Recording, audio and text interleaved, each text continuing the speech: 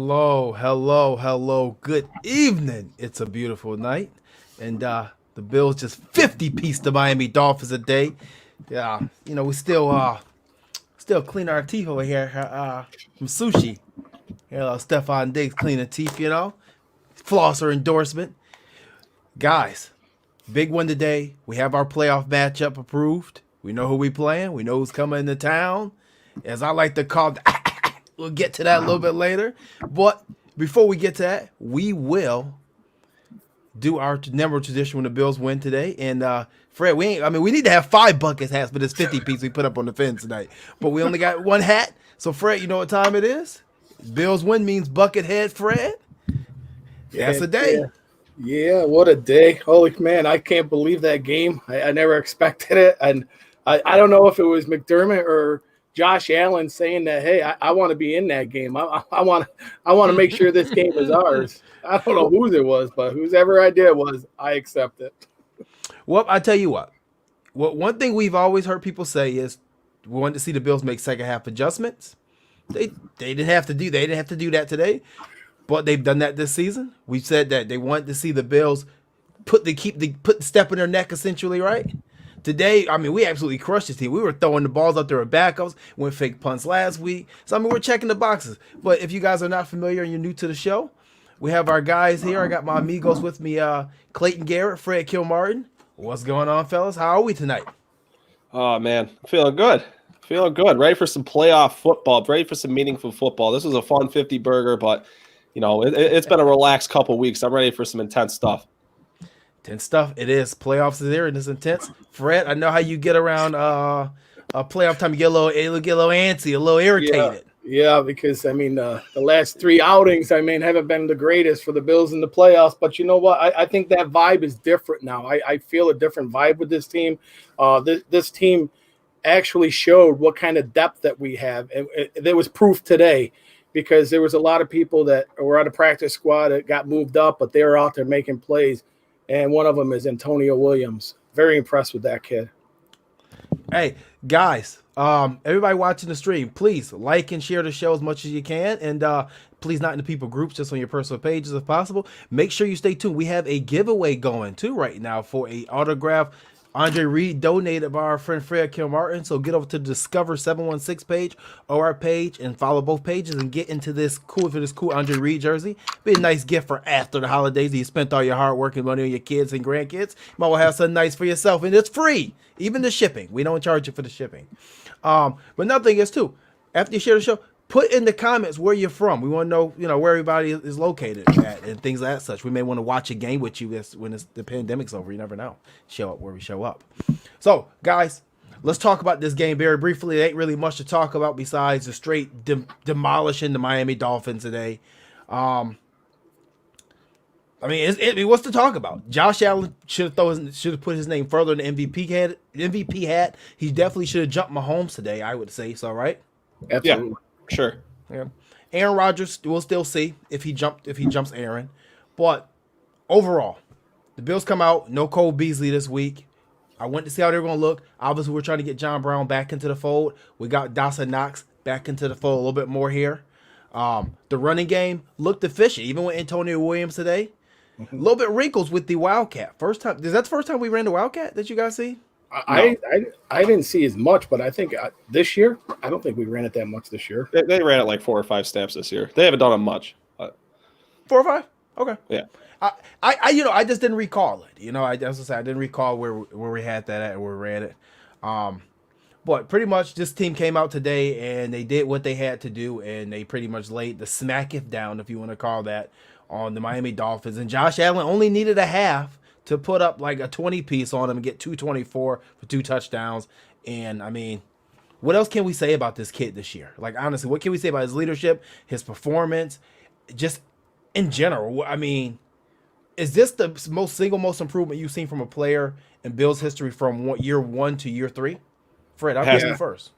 Yeah, absolutely. I mean, I haven't seen a Bills quarterback. I mean, even when Jim Kelly came, he wasn't really putting up the numbers. I know Jim could sling it and everything, but not like this is. I mean, I don't know what's going on. I mean, I I am so impressed with Josh Allen. I mean, the steps that he's taken, and if you remember, everybody was saying that this kid had a problem with his accuracy and everything, but that's out the window now. This kid is slinging it, and he's making plays. He's leading this offense.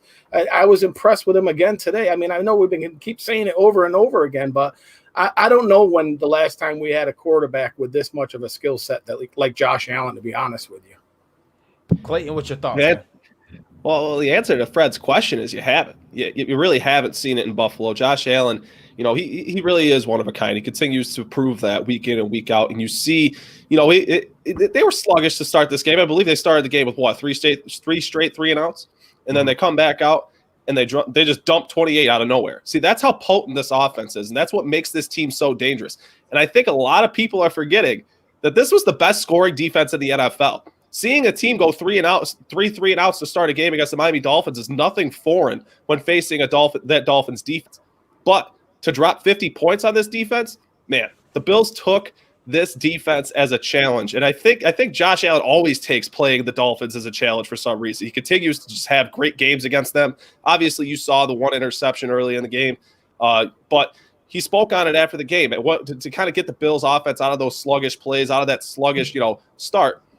Brian Dable went to the plays that Josh Allen likes the best, and that's really what got the Bills out of a kind of a slump to start this game and really just open the door. As you see on your screen, he hit John Brown for a long touchdown. It looked like, once they settled in, it was the offense that we've come to know over the last 2.5 months of football, and it's a really potent and explosive offense. And it was a pleasure to see John Brown get back on the field and shake off some of the rust after missing 5 or 6 games. So, this offense, they're stacked and they're ready to go to the playoffs. They're missing Cole Beasley, but we'll talk about that going forward. But I feel like the Bills' offense could tend to push the ball more forward vertically with the absence of Cole Beasley going forward. you guys don't forget about the Swiss Army knife that we had today. Okay, McKenzie. Wow. You guys know how I feel about Isaiah McKenzie. I've been saying it for a couple years now. I was surprised you didn't say anything first. I was waiting for it. What is known no longer has to be said. Wow. Okay? That's my guy. I've been saying it since we picked him up. I'm a fan of him. He's a little man like I am. Mm-hmm. He's quick. He's fast. He's turned into a better receiver. We saw him punt return, which that may be a question to come up in the offseason about Andre Roberts. And I love Andre Roberts, but we know how this works when it comes to roster space. Never know. Kenny Stills could stay on this roster. We're going to talk about Kenny Stills, too, later in the show. But no, McKenzie had a well of a day. He looked good as a receiver. He looked like if we needed to use him more, if Cole Beasley was to miss time, that we may be in good hands and that he's fine and okay at their receiver. It's another depth position that we have. I mean, we talked about it on the show, Bees not being there. And remember, we're trying to figure out who's going to go in the slot. You can't forget about McKenzie. Isaiah McKenzie, he knows this offense. He's got a great rapport with Josh Allen, and he's a gamer. I mean, he proved it today. This was Isaiah McKenzie's coming home party or something. I mean, the guy, 84-yard punt return, 2 touchdowns. He had 6 catches for 65 yards. I mean, this guy, I'm not surprised, though, to be honest with you. He took the opportunity. He made the most of it. It's really easy to forget that Isaiah McKenzie is the longest tenured wide receiver on this team. So if anybody in that receiver room, and don't get me wrong, I'm sure there's plenty of chemistry to go around between John Brown, Beasley, and Diggs with Josh Allen, but I'm sure Isaiah McKenzie has his fair share of chemistry with Josh Allen as well, and getting to work with him for over the last 3 years. And, he saw the opportunity that he had today, and he had a Matt Flynn game. He went out there in week 17 when some of the guys who were ahead of him in the depth chart weren't performing or were having limited action, if you will. And he went out there and had himself a game. He's a gamer, and he has earned himself his spot on this roster year in and year out. And I don't know. I'm scared he may have potentially played himself out of Buffalo's price range, because I'm sure some team will definitely pay him this offseason after a performance like this. We see it year in and year out where guys can have games that they flash, and teams over the offseason, they could use a guy like an Isaiah McKenzie who can return punts and play outside and play inside. So he's a versatile football player. And, he's shown his worth for the Bills offense time and time again, and today was no different. No. He ain't gonna go anywhere now. We're not gonna do that. He ain't going anywhere, okay? He's gonna stay right here in Buffalo in the watchful eye of JT, who's been watching over him for the last 3 years. It's the way it's gonna be. No, I'm not surprised either by his performance. We've seen it all year. He looks way more comfortable at receiver than he did his first year here. And you can see him turning in last year. Like, him and Josh were a little bit off base a couple times last year. I remember going back to Houston playoff game. He just missed them a couple times here and there. But, with Josh in this, as I call it, the moon ball that he throws over the top now and high up in the air, he's killing it with this guy. He's killing it. We saw it multiple times with Dawson Knox too this season as well. So, I mean, shout out to Isaiah McKenzie. Shout out to Dawson Knox, who I thought, again, had a solid game. I felt like they made sure they got him into the game plan once again. And I keep saying, with Cole Beasley being down, now we're going to have to use the tight end position a little bit more in the passing game. And I know we are going to talk about the Cole Beasley injury and what we probably feel that had kind of happened to him and how long he's out for, because I think we're all kind of all on the same page on this panel about how long he'll be out, how much time he's going to miss, and are they covering something up.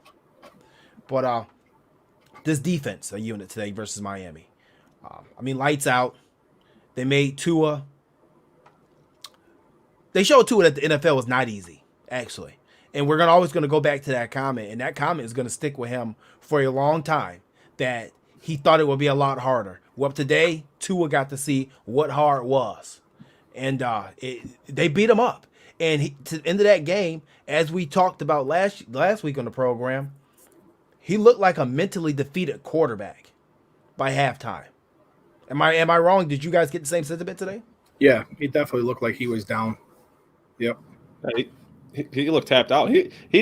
Tua did not. He looked how I expected Tua Tagovailoa to look against the Bills defense. You talk about what Sean McDermott and Leslie Frazier do on the back end with their defensive backs and the deceit and the amount of deception they use with those guys. It looked how I expected it to look for Tua today. And he constantly taking the check downs, and he did take a few shots later in the game when you saw some other players get some opportunities. But he had 360 yards just trying to come back in this game, and I don't know. I don't agree with what they're doing with Tua Tagovailoa, and I almost guarantee you if Ryan Fitzpatrick were on the active roster today, you would have saw him at halftime. The kid did look frustrated. He threw the ball 58 times today up in Buffalo this time of year. That's crazy. So, they definitely were putting this game was on his back. And with this defense, you know how they are. Like you were saying, they disguise a lot, and they can confuse young quarterbacks, and it proved it today. So if he didn't think the NFL was hard, he just got a lesson what Buffalo Bills football is all about in January. No, I agree. And, I don't even think the weather even played a factor. The fact that I said this multiple weeks ago, that it's almost like the playbook with Tua is in crayon. It's legit. Slant, down and out, quick screen, slant. You cannot win football games in this league, nor can you develop a quarterback. And Miami should be ashamed of themselves. I can't say it's all of Miami, because maybe Tua Tagovailoa is just not good in general. We don't know. It doesn't mean he's good. Doesn't mean he's bad, but he doesn't look good to me, and Miami didn't help him. This kid's scared to throw the ball down the field. I think it was a 3rd and 7. He ran, he slid. Yeah. Yep. 2 yards. He slid 2 yards before the marker and got marked down. The dude's scared. And I think next year he'll be careful with his comments. Nothing is easy in the NFL. Maybe he was missing his mentor. Maybe Ryan Fitzpatrick not being there, going in his ear and helping motivate that kid. We know how important it is for young players coming out of college, be on a football team, and how important it is to have that mentor. Maybe that was the reason too. I don't know who their quarterback coach is. We don't know who's helping develop this kid. Ray Cruz put in the chat, Tua turned the ball over. Tua Mariota got me. Yeah, that was rough too. That was rough too. It's just it's bad developing on Miami, and honestly, if Tua at this point, I'll take him in our division for the next couple of years if that's the case. Thank God they didn't take Justin Herbert. Thank you, owner. What's his name? Jeremy Ross or whatever his name is. Yeah. Ross, whatever. Thank you. I appreciate you for not taking Justin Herbert and taking Tua. You just gave us probably an AFC East championship for the next 3 years, guaranteed. Just about. Sorry, I'm being honest. I really think that's the case. But moving on, the defense, right? The defense seems like they have come a long way since the Hail Murray, if you want to call it that. They're in sync. They're playing well. They're playing aggressive. Obviously, we sat Addison and Hughes. We pretty much gave them veteran rest days on game day today. And we didn't miss a beat. I think Daryl Johnson was getting more penetration. AJ Epinesa is looking better and better as every passing week goes by. Justin Zimmer looks strong. Ed Oliver looked pretty strong. Even Vernon Butler has gotten better as the season has gone along. And Tremaine Edmonds is flying side to side. And Matt Milano looked a lot healthier today. What you guys see from the defense, including our awesome secondary? Matt, you touched on it there at the end of your point. Yeah. Tremaine Edmonds has really returned to the form that, a lot of us anticipated him to find himself in during the course of 2020, given his promising 2019 season. And you saw him today flying sideline to sideline. You saw him fighting through blocks on screen passes.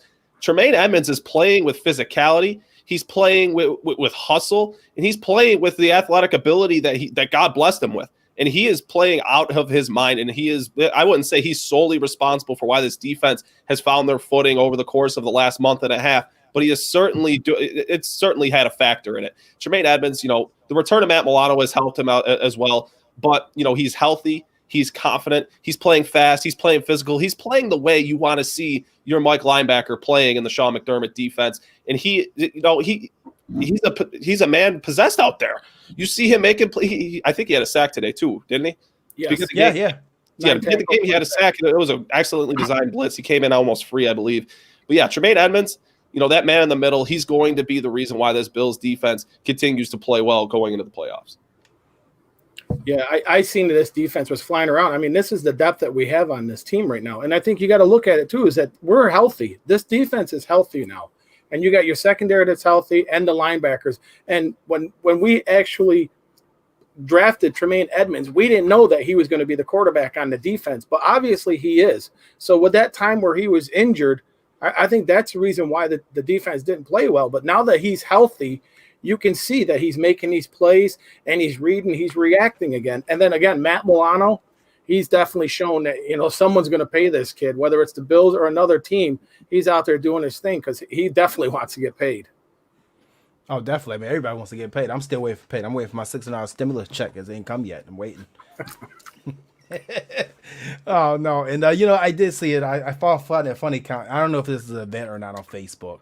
I'm not going to say the name. I could say your name, but I'm not going to say your name because I don't want you to get in trouble. But there is an event going around on Facebook privately to storm the Toyota gate at the Bills field. And it says they can't stop us all or they can't arrest us all.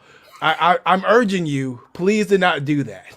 Okay. Yeah, Homeland Security up there.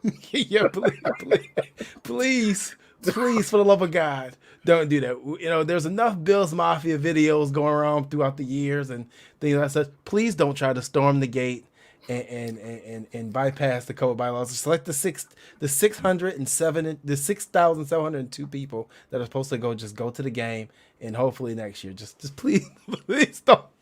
If you do it, somebody get it on video, please. Yeah.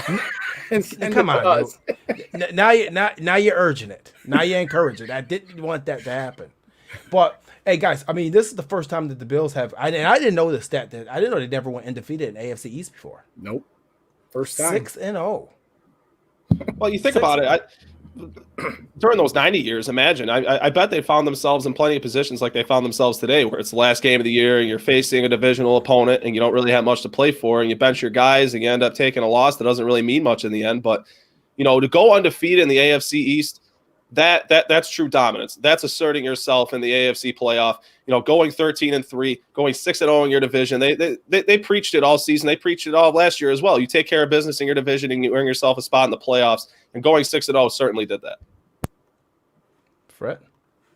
Yeah, I've never seen the team do that before. I mean, I think the closest that we've ever had maybe was a 4-2 record in a division, but not to go 6-0. It definitely shows what type of team that Sean McDermott and Brandon Beane has built. I mean, to go right straight through your division like that, that's impressive. So I just want us to handle the business on the next step. That's all I'm hoping for. You know, you actually have a question for you, Fred. If you were asked a question, David asked, serious question. Is this the most you have ever worn the bucket hat in 1 year?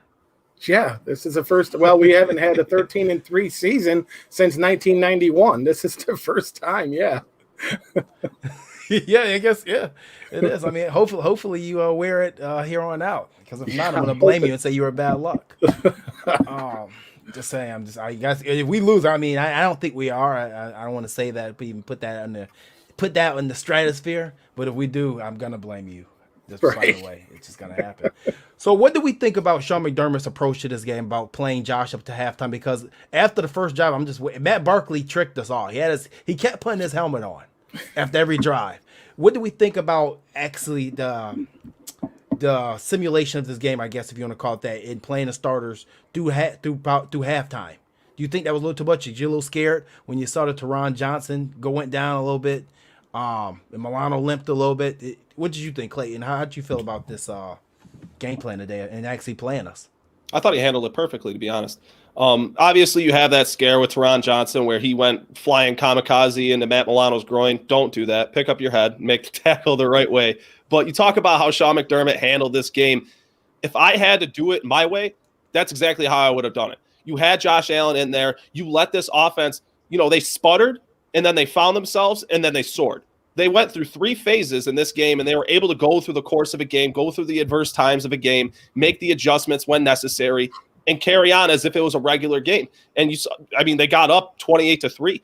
And that's really what I envisioned they would do. They would get up by a couple of possessions and possibly try and coast, but the offense didn't keep their foot off the pedal. So you saw the 56 points. But when you had those starters in there, they made plays. They got their confidence. They were flying around the football field. Josh Norman getting his pick 6. Like I mentioned earlier, the long ball to John Brown. The offense, this really felt like a true game for the Bills today. And it felt like if this were just a Week 14 matchup, they would have benched the guys when they did because it was out of reach. And it was overall a great performance for this team. Sean McDermott got them ready. It looked like they had a lot to play for today. They did look a little lackluster to start the game at it, as I had mentioned before, at least on the offensive side of the ball. But they did pick themselves up, and they found their way in this game. And I thought Sean McDermott handled it perfectly.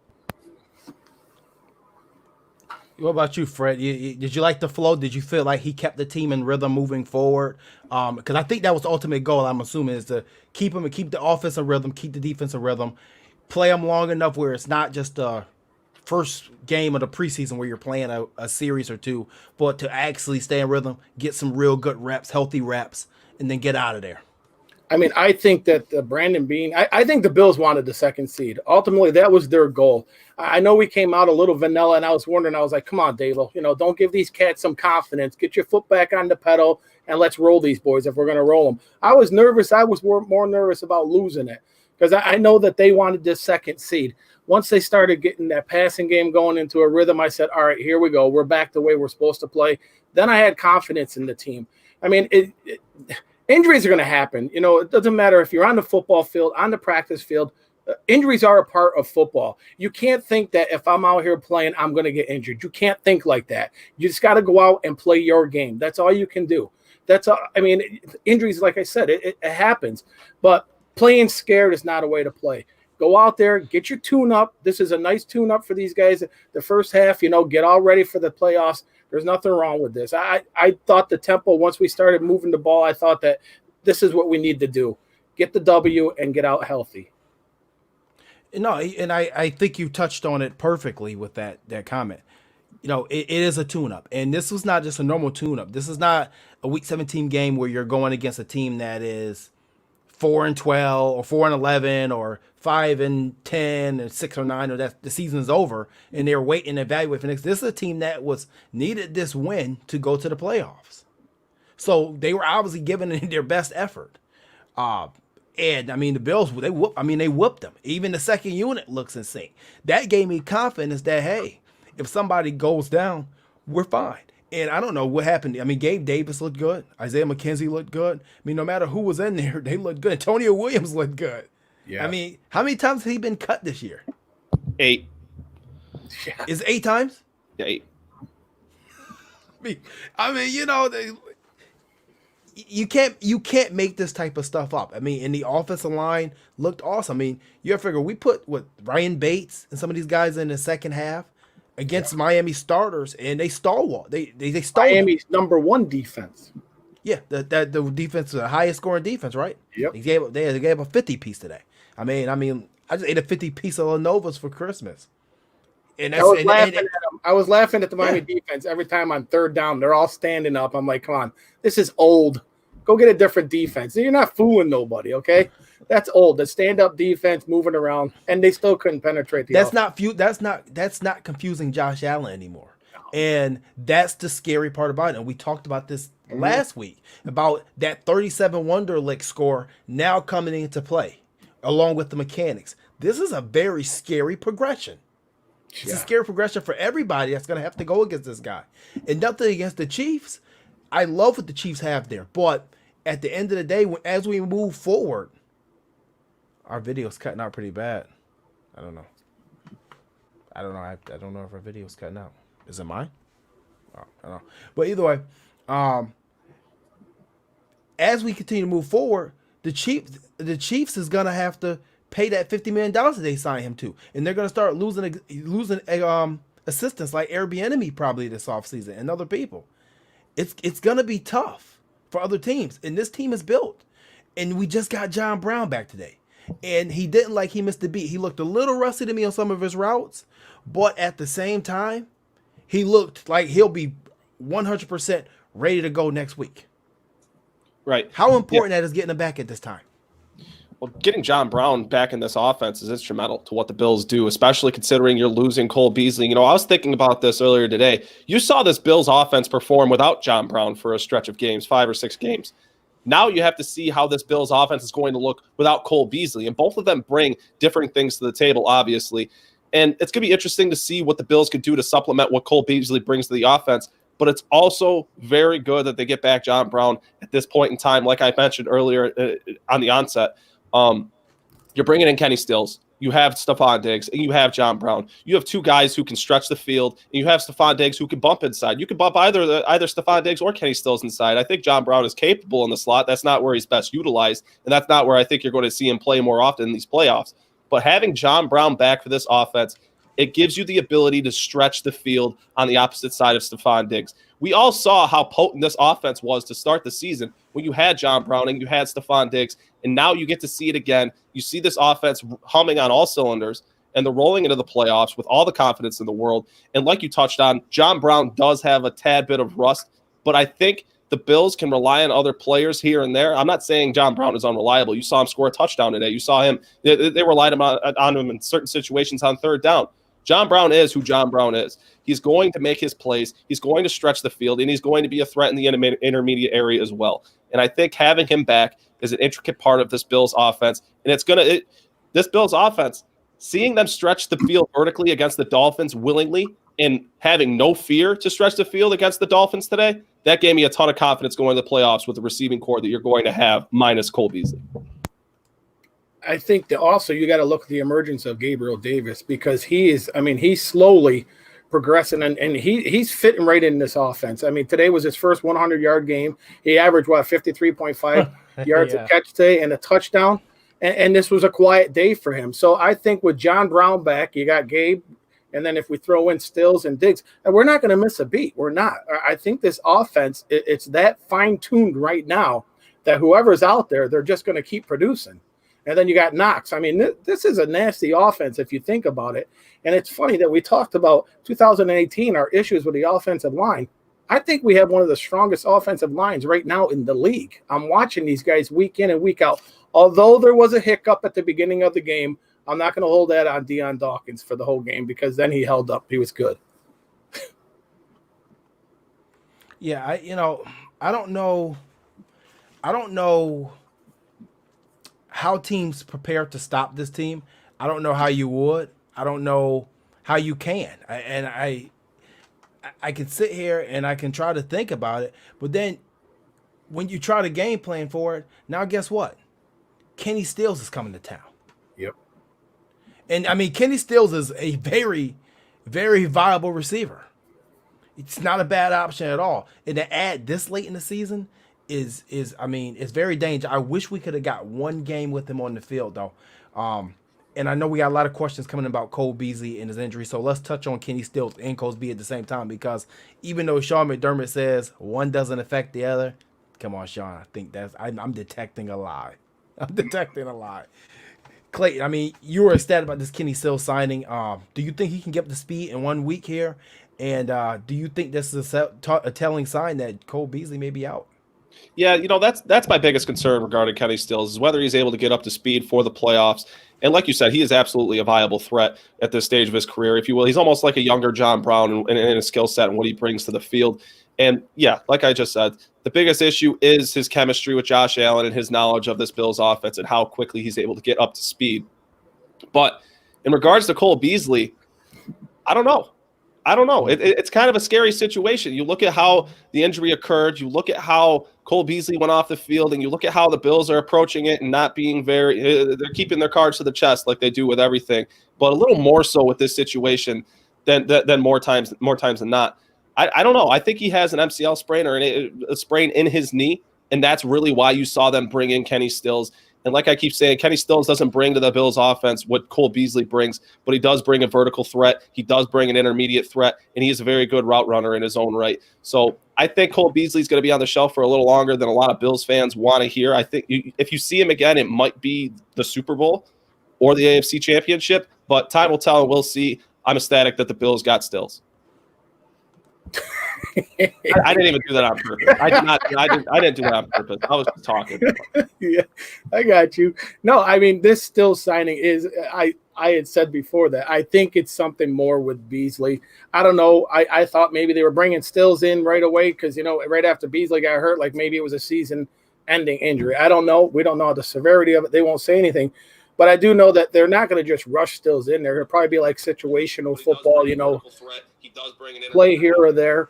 But I think it's a great signing, like you guys touched on. I think we should have had him for a full game to get him in there. But this Bees thing, we're going to have to keep close tabs on it. And like I said, I've been watching, trying to find out all the information, and nothing's popping up. So whatever it is, they're not letting anybody know right off the bat. No, he's going to keep it tight to the vest, and you're not going to know. We're not going to know anything, to be completely honest with you.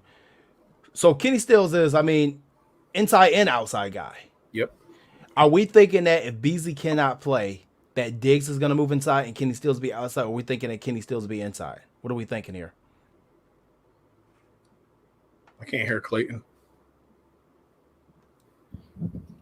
I think if you see anything happen, you're going to see Diggs move to the inside. That slot role in this Bills offense really requires a certain amount of chemistry to hit some of those routes and some of the option routes and certain concepts on time and with efficiency. So if you see whatever they're going to do, I think they're going to move Diggs onto the inside, which, is a very viable option. Diggs is a huge threat on the inside. He's a player who can play inside or outside. And, for the time being, I think they're going to play Stills more so along the boundary while he gets up to speed under the nuances of the slot role in the Bills offense and possibly evolve him into the slot receiver maybe later in the postseason. Yeah, I can see him using him on the outside and moving Diggs inside, especially because we like to use those crossing routes. And Diggs will work well underneath there. He's going to be one-on-one with a linebacker most of the time. So, yeah, I can actually see that just until maybe he gets up to speed. So then you're going to have John Brown and him on your outside. Those are two speedsters. So, I mean, unless you're running a cover 3, I don't know how you're going to cover the outsides on this team once you get Stills up to speed. Yeah. For those who watch it on YouTube, I guess they're saying that the YouTube feed is kind of behind. That's unfortunate. I don't know why it's doing that. I know on Twitter and Facebook we're up to speed, so maybe it's just a YouTube problem right now. But after, we may have to re-upload this show. So we're sorry about that. Just bear with us if you can, unfortunately. But guys, I'll make sure you guys are, before we get too far in the show, we do have an Andre Reed jersey giveaway going with Discover 716 right now. So get over to our page and find that post, or go to Discover 716 page and just follow all the rules. It's also on Instagram, and I think they may have placed it on Twitter too. Like I said, it is free. We're not charging you anything. You have to pay shipping, anything like that. So just make sure that you are getting involved. I think all you got to do is just tag 3 friends and share the post, and that's pretty much it. I mean, that's the easiest giveaway you're gonna get. I mean, you know, it's Andre Reed. Maybe Andre get involved in the next one. I know we got to him late. He was trying to get involved in this one, but we got to him late. But it was already out. So, what are we thinking about this Colts team moving forward? And actually, I didn't touch on the Beasley myself. I totally forgot. Yeah, I do believe that Beasley is hurt, and I do not believe we're gonna see Beasley next week in that game. I don't think we're going to possibly see Beasley until the second playoff game if we make it that far. Mm-hmm. But that's just my thing. That's my thing. And I don't think they want to put him on IR because that's automatic 3 weeks off. Yep. So I think in the playoffs, I don't know if the rules change going into the regular season, but we'll see what happens. I mean, hopefully Beasley's back. I mean, that just sucks to get hurt on a meaningless play towards the end of a season after a great year. So. But hey, moving forward, we got the Colts game. It's at 1 o'clock at Saturday. It has been announced 1 o'clock Saturday. Now I have to see what I got to do about work and see how I can get out of this going to work thing Saturday or whatever I got to do. But I'll make it happen. Phillip Rivers is coming to town. Now, obviously, this is a guy that I've said multiple times is a choke artist. Now, if he comes there and he does this thing, I have to eat that, right? Mm-hmm. Okay. I'll be right next to you. I'm gonna talk all of the Phillip Rivers trash in the world this week. I don't anticipate it. I don't think Phillip Rivers is gonna come into Buffalo and not only not win a game but not look good. I don't think he's gonna come into Buffalo and look overly well against this Bills defense at all. Right. Yeah, I'm not going to take the Colts lightly, though. I mean, they do have a good running game. They got a good running back in Taylor. They got a good defense, and they also got a good offensive line. Their only downfall is Phillip Rivers. You don't know what kind of game you're going to get out of this guy. I do know that if we get some hits on him, you're going to frustrate the guy. Then you're going to see the real Phillip Rivers show up, the guy that yells at your sideline and throws a tantrum and everything else. So I'm hoping our defense gets after him and gets after him good. I'm not a big Phillip Rivers guy. I've never been a fan of him. I think he talks a lot of trash. I think he's severely overrated. I don't think he's one of the all-time greats. I think he just played on some really bad teams where he threw the ball 50 times a game and just moved his arms and waving and all this. Crap he does at the line of scrimmage. I tell you what, if he could not speak, he would have a career after football as a mime. He can't. I'm just saying, like, this is him all at the line of scrimmage all day, just moving around, throwing his hands, talking trash. He doesn't curse. The guy's annoying. That's what he is. He's annoying. He's an annoying pest. And I hope that he gets to Buffalo and he's never played well in the cold. Let's just specify. He's never ever played well in the cold. So my Buffalo friends, I am sorry to have to say this, but I hope there's a brutal snowstorm coming and this weather's degree is going to be like 10 degrees. Just bear with me, the 6,700 that's going to be out there. Just bear with it. You guys are used to it. But please, this guy's arm will fall off. Old man Rivers' arm will legitimately fall off. Yeah, you touched on it. Old man Rivers. You're talking about finding Phillip Rivers at this point in time of the season. And you look at quarterbacks like a Ben Roethlisberger, like Drew Brees, like these older guys who are strung out and burnt out at the end of a season because they're not built to play football that long anymore. They're old guys, like they're older guys. So they're not meant to play football at this level for that long. And you're seeing his arm kind of taper off. Does he still have kind of a cannon? Yeah, he does. But Rivers, he doesn't do anything overly well. He doesn't pull. I don't know. I'm not scared of Phillip Rivers going up against his Bills secondary and Sean McDermott and Leslie Frazier with the amount of deception. I think the Bills are going to confuse him. I think the Bills are going to send some looks that he's not necessarily prepared for, and the Bills are going to get open hits on him. He's going to get frustrated. He's going to turn the ball over. That's what Phillip Rivers does. That's what he does in all of these spots. I've never seen Phillip Rivers go into a playoff game and play overly well. It's not to say that Frank Reich ain't going to have this team prepared, because he's going to prepare them for coming to Buffalo. He's going to prepare them for the wind, the cold, and everything else. He's definitely is a good coach. So, you can't take that away from Frank. It's great that he's got a team in the playoffs again, but I hope he realizes this is the Bills' time. I mean, you got to hit him. That's it. We gotta put Phillip Rivers on his caboose next week. Yeah, I mean, you have to hit him, and I mean, I understand that they do have Jonathan Taylor, and he's been breaking out and having a great year. If you're gonna come into Buffalo now and you're gonna tell me you're gonna run the ball to beat the team, I'm actually kind of confident at this point in time to say, hey, I believe that the Bills can stop the run. Yep. I'm very confident in that. They've shown that over the last 8 to 9 weeks that they can stop the run. I think they can. I think they will. But if you're going to take the passing game completely away, this Indianapolis team should not beat you. And also on top of that, if we're gonna and I think we are gonna come out and we're gonna spread them out. Their strength is up front in their front seven. Am I wrong? That's their strength. Right. To beat teams like this with their strength up front is to spread them out and pass the ball around the yard and make them go into nickel and dime packages to open up the run for yourself. That's how you take someone like a DeForest Buckner out the game or keep him off key. You know, and I mean, don't get me wrong, DeForest Buckner is a monster. Justin Houston is a great player. But I just saw them play against the Jacksonville team, and they struggled a little bit today. They did struggle. It was not easy. They pulled away late, but they struggled. And Rivers did not look good. None of their receivers scare me. I love T.Y. Hilton. But when I have a Teron Johnson, who I have given a lot of crap to over the last 2 years, when I have a Tre'Davious White, and a healthy Tre'Davious White, when I have a Levi Wallace playing at a decent level, I'm not going to say great, decent level, and Josh Norman playing in big games in multiple times in his career, I feel pretty confident. I'm okay with this matchup. Yeah, you should be.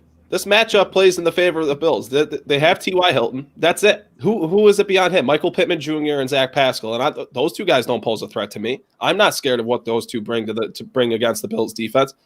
The only person that really concerns me is Jonathan Taylor. But like you mentioned, Jeremy, I'm not really concerned about the Bills' ability to stop the run, especially considering their ability to outscore teams and just play teams out of being able to run the ball on them. And we've been saying every game this year, oh, this is a statement win. This is a statement win. I don't think we've seen our statement win yet from the Bills. And I think it's going to be this weekend against the Colts. That's going to be the statement win. No, and I don't think the Colts have looked good against spread teams either. Well, the only win the Jacksonville Jaguars got this year was against the Colts. Yeah, I feel confident in this matchup. I'm not guaranteeing a Buffalo win by any means. I'm not trying to down on the Indianapolis Colts team by any means. But if you tell me that Phillip Rivers is going to come to Buffalo in a setting that's not a dome with a very young team, and this is a very young Colts team, no, I'm going to say no. If you're going to tell me a rookie running back is going to come into Buffalo and beat us, I'm going to tell you no. And like I said, I could be totally off basis. I could be wrong. But I think Buffalo's going to spread them out and try to get up heavy early, just like they did this week and last week and the week before that. Come up, don't play around with them, kick them in the mouth early, and make them throw the ball. And guess what? As soon as he starts throwing the ball, he's not going to come back from behind. He can't. Like I said, that's when arm strength is going to come into play. Mm-hmm. Absolutely. And it's not like it's going to be the first time you're watching Josh Allen go up against a good defense. Josh Allen's torn up really good defenses all year. He did it to the Dolphins twice. He did it to the Rams. He did it to the 49ers. He did it to the Steelers. Yep. This is not the first time the Bills are going up against an upper echelon defense. And with that being said, that's what should give Bills fans plenty of confidence going into this game. Because while the Colts defense is formidable, they're really good. They're a really good defense. You talk about players like that Darius Leonard and Malik Hooker and, DeForest Buckner. That's a really good defense over there in Indianapolis. But the matter of fact is, Josh Allen's going out there and tearing teams up. It doesn't matter what covers they're running. It doesn't matter what front they're looking before the snap. It just does not matter. Josh Allen's going out there and having his way with opposing professional defenses, regardless of how good or how bad they are. Josh Allen's on it. He's doing what he is supposed to do. He is executing with the football in his hands. And when a play breaks down, Josh Allen finds a guy downfield or he finds his way to get a gain. That's what happens with Josh Allen in there at quarterback. I'm as confident as could be going into this playoff game simply with with Cole Beasley out, with John Brown having a tad bit of rust. The main source of my confidence is Josh Allen. because we've seen Josh Allen get it done against solid defenses with solid pass rushes or solid secondaries. He's seen a lot of really good teams this year. So with that being said, Bills fans should have all of the optimism in the world going up against the Colts. And for the people who entertain really the discussion of who you'd rather pick your matchup with, this would be the matchup that I would have wanted that wasn't the Miami Dolphins. And, it's really hard to beat a team that's confident and having fun and that prepare week in and week out. And that's the Buffalo Bills. McDermott's going to have them prepared. They're all confident and they're all having fun. You see it every week in and week out, how confident this football team is. And they know what's at stake. They know what their goal is. So we all can be confident. I mean, I'm not saying that we're going to go and blow them out. I'm just saying that we should have some confidence in this team. They're 13-3 for the first time since 1991. They broke all kinds of single season records for the Buffalo Bills. So I have confidence in my team. I mean, and at this point, why can't we question the Indianapolis Colts schedule? I'll go through the schedule right here. All right, look at their wins. They lost to Jacksonville week 1. Then they beat a porous Minnesota team, in my opinion. No dynamic quarterback like Josh Allen. Then they beat the Jets. Then they beat wasn't there for Minnesota either. Right. Then they beat the Bears. And I think in that Bears game, I think that was Nick Foles. No, I think that was Foles. That was Foles in that game. Mm-hmm. Then you lost to Cleveland, who's a solid football team. You beat Cincinnati. You beat Detroit, who's two bad football teams. And actually, Cincinnati, you almost lost that game. Joe Burrow was still playing, but you lost to Lamar Jackson. You beat Tennessee once. You came back and beat Green Bay in overtime, but then you dropped one to Tennessee. You beat Houston. You beat Vegas. You beat Houston. You lost to Pittsburgh. You beat Jacksonville. I can't say that there's too many quarterbacks on that schedule that's like Josh Allen. I can't say there's too many offenses on that schedule that's like the Bills' offense. But the good offense they did. They gave up a ton of points. Mm-hmm. And just to go off your point, how many receivers have they played that are like Stephon Diggs? How many? Who's checking Stephon Diggs on that team? Xavier Rhodes? Is he covering Stephon Diggs? I understand he might have an inside track having been his teammate for so long, but I don't know. I'm not saying Xavier Rhodes is hanging with Stephon Diggs. I'm not saying Kenny Moore is hanging with Stephon Diggs. I don't think any of those guys can cover Diggs, and that's really what it's been. When you look at these matchups, when we go into these matchups and we talk about solid defenses, that's really been the factor. Is did you have anybody that can cover Stephon Diggs? And if the answer was no, you lost the game. And the answer is no in this case. And I don't anticipate the Bills will lose this matchup at all. I agree. It's going to be very interesting. And like you said, I have to agree with the point where if we did not get Miami, then this is the team I would rather face. And like I said, by no means are we guaranteeing any victory by the Bills against anybody, because like I say, it is any given Sunday, and the AFC is a very formidable conference. But I think it's come down to the point, like we said a few weeks ago, we should feel confident in this team to win. We should feel confident that this team should get it done at home. This is their chance to get, as I say, the monkey off the back. Get the monkey off the back. Coaching staff. Right. We're confident in our whole regime. We're confident in our organization. It's that time now. It's our time. And like I said, it's very relieving to be at this point. It's very relieving to be going into this playoff game, not nervous, not scared. And I'm not saying, like I said, I don't want to say it in an arrogant manner or believe that I'm saying it in an arrogant manner. It's more or less, I'm confident with this football team's abilities. I think we know the identity of this team on both sides of the ball. What they can do, what they can't do, and what we think they will do. I think the game in Houston last year, they all said it, that they're hungry. They want to get back out there and redeem themselves. And you look at this season, they're doing it. They're hungry and confident. Yeah. That's tough to beat a team that's got all those traits. I'm just saying. When you got so much confidence in your teammates, that's another thing. You have confidence playing with your teammates. You have confidence in your coaches making the right decisions. This is going to be a hard football team to beat.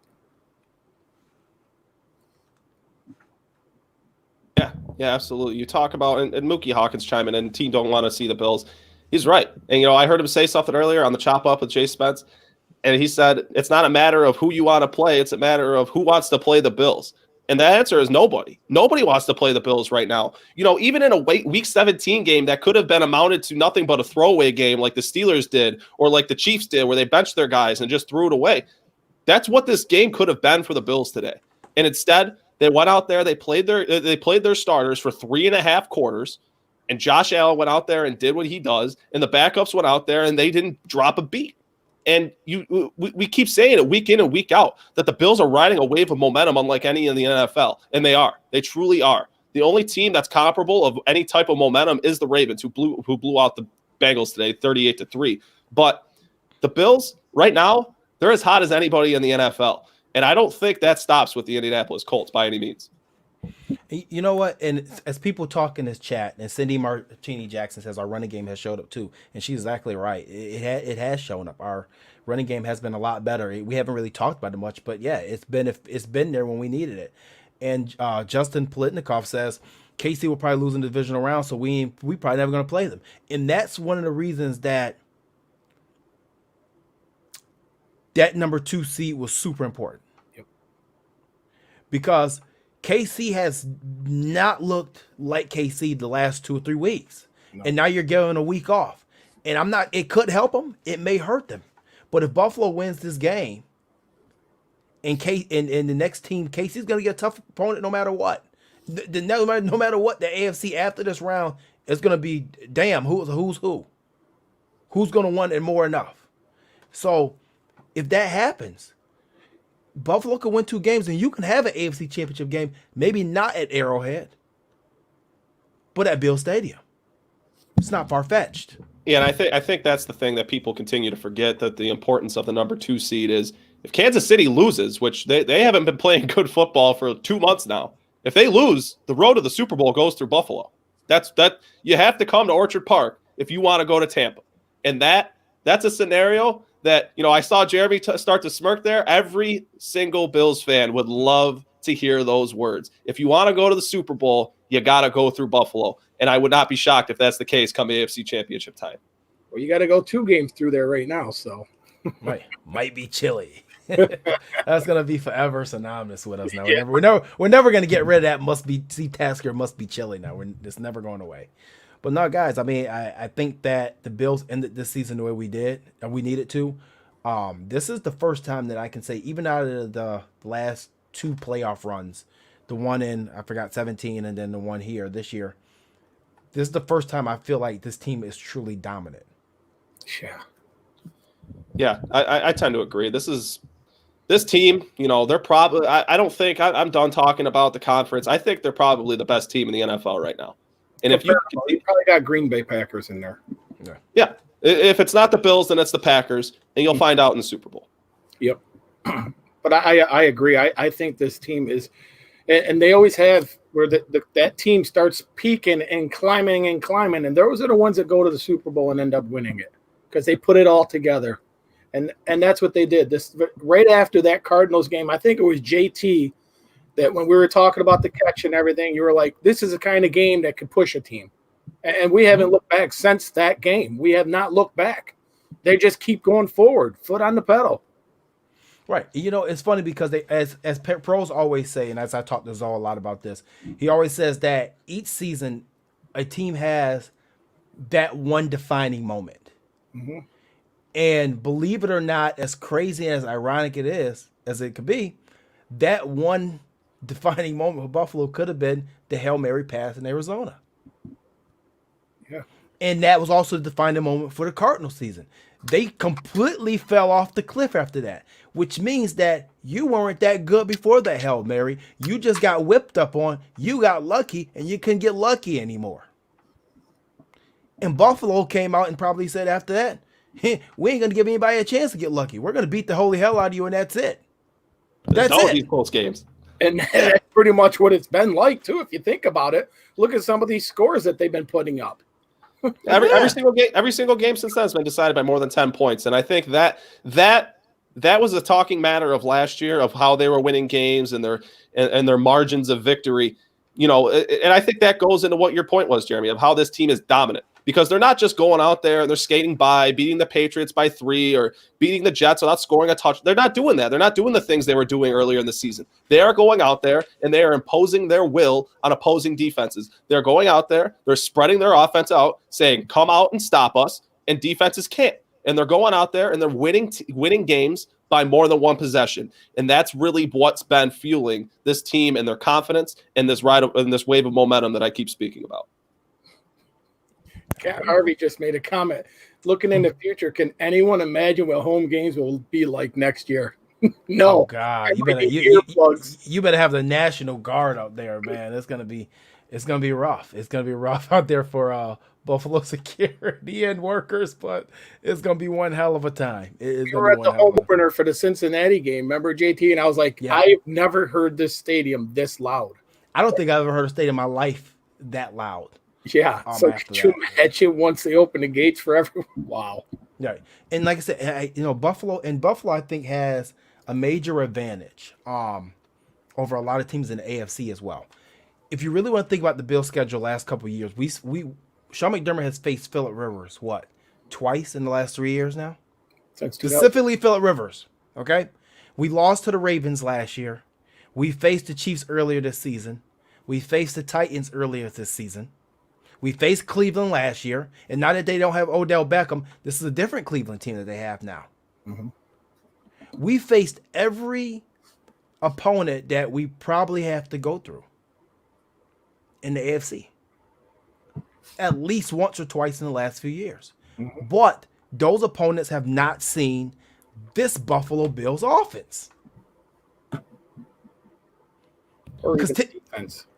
Well, yeah, or defense they have. So it's a little bit different. Teams. But offense in particular, none of those teams have seen this offense because even the matchup versus Tennessee, there was people missing, if I was not mistaken, were they? John Brown was you missed Brown and it was rainy, and that was the dual game plan weeks too. Right.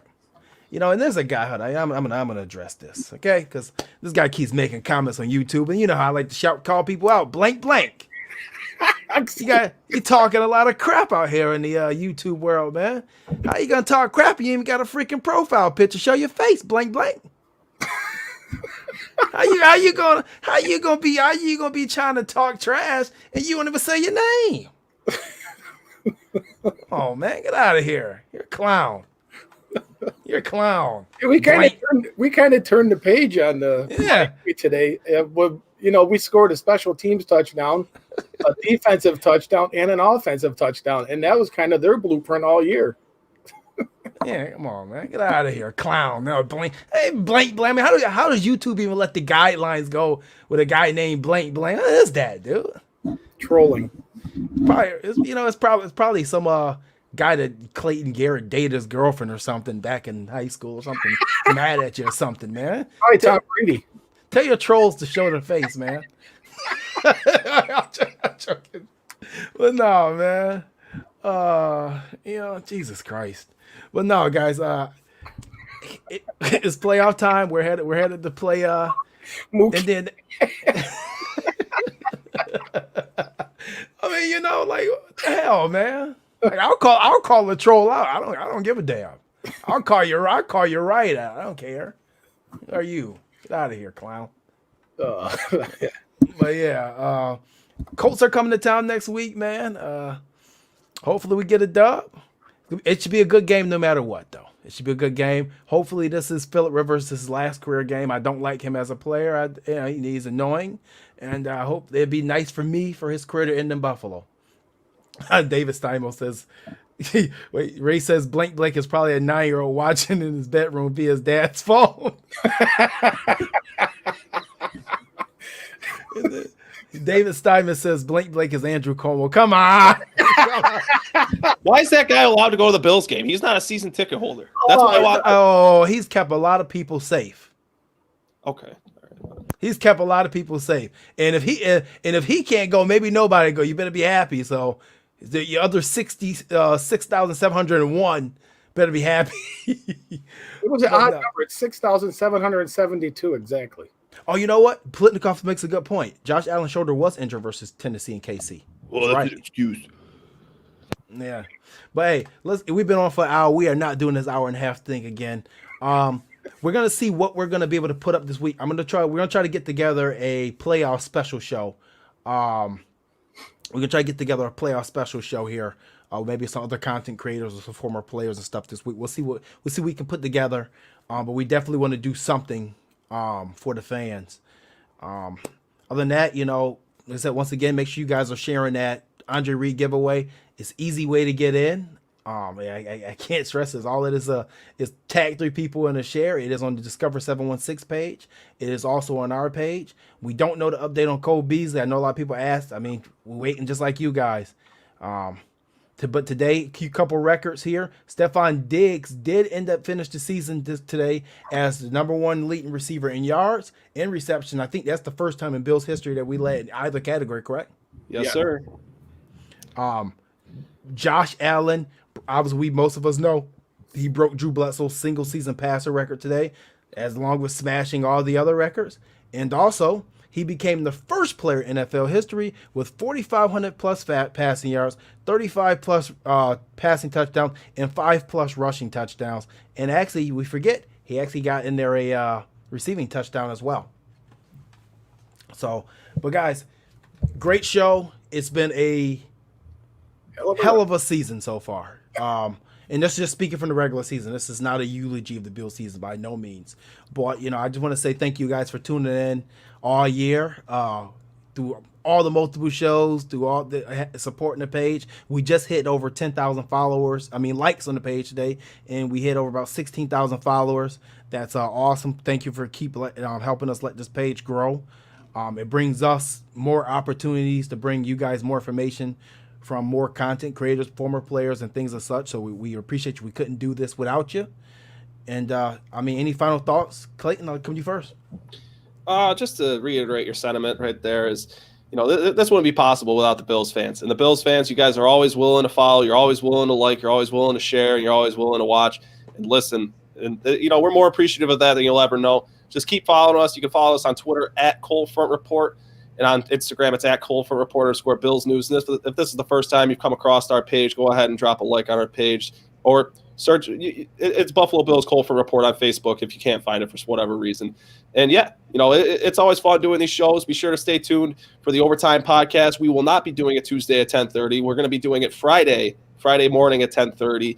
And Jeremy, are you going live with Zoe this week?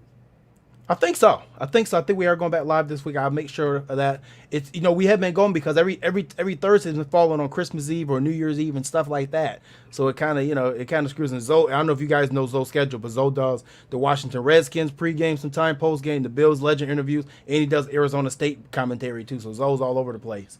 But you know what? Before we leave, Thomas Burke Wright, and a couple of you guys said in the chat too as well. Bass today also set a record for the most points by a single player in Bills history. I think 108 beat Streets Christie's 1998 record. Yeah, 98. It was 98. We were kicking nothing but field goals in 98, man. I definitely was 98. So shout out to Tyler Bass. It was a guy who came a long way this season, man. But once again, great season. Well, thank you guys for tuning in all year. Even you, blank, thank you as well. Make sure you guys are following. Cold Socks. Dan Gabino over there, guys. We got great T-shirts coming out over great socks with Buff on the Weck. Make sure you guys follow Discover 716. Make sure you're tuning in to our guy Mookie Hawkins, Bills beat reporter. Get over his page, follow him. Mookie is rising up the ranks fast in the Bills media now. It went from them asking. I think in the Bills chat one time I saw when he was live asking a question on Zoom, who's the Snoop Dogg looking guy, to, hey, Mookie! So, he's rising up the ranks fast. So make sure you guys are following him. And hopefully we keep this season rolling, and we'll let you guys know if we're running any more shows this week. I know we're doing something. Don't know what it is yet. We'll see. I got to change my work schedule because no way in hell am I working on a Saturday. I may have to get a little cough. But, you get a cough now, they want you to go for a COVID test to be out for 2 weeks. I don't know if I can afford that. But we'll see. But, hey, guys, catch you next time. As always, thanks for tuning in. This is the Cold Front Report, Bills postgame show powered by Avalon